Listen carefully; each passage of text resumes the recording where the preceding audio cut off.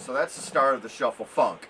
What we want to do, instead of having the 2 and 4 on the snare drum, 1, 2, 1. First step is to move that snare drum to the third beat. So it's 1, 2, 3, 4, 1, 2. Okay, so that's basically the start of this thing. So from 2/4 to the third beat for the snare drum. 1, 2, 3, 4, 1. That's the beginning of the shuffle funk. Now we got to change the bass drum. Keep the hi-hat and the snare the same. 1, 2, 3, 4, 1.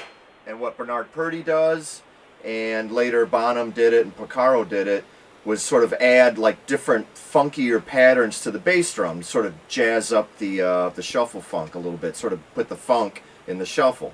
What Purdie did, sort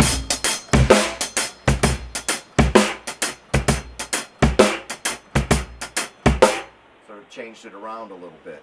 Add a little more of the hi-hat action to it, so if you bounce your foot on the quarter note,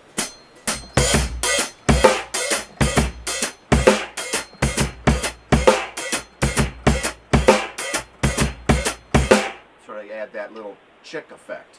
So that's the shuffle funk basic pattern that Bernard Purdie used on Home at Last on a Steely Dan record, Asia, with a little bit of variations here and there. The verses keeps the hi-hat tight.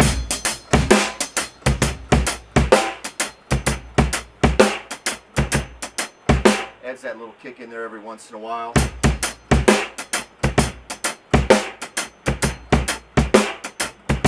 On the choruses, he starts bouncing his hi-hat on the beat.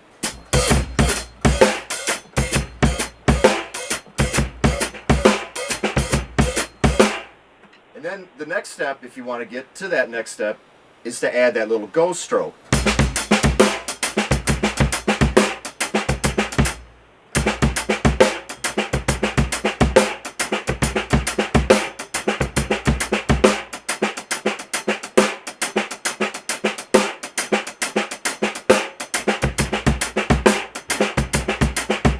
Now you got the hi-hat shuffle pattern,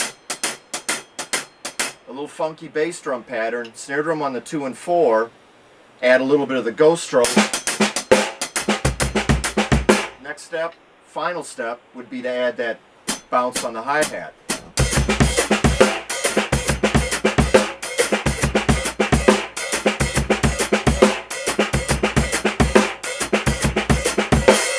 There you go. That's basically the shuffle funk pattern.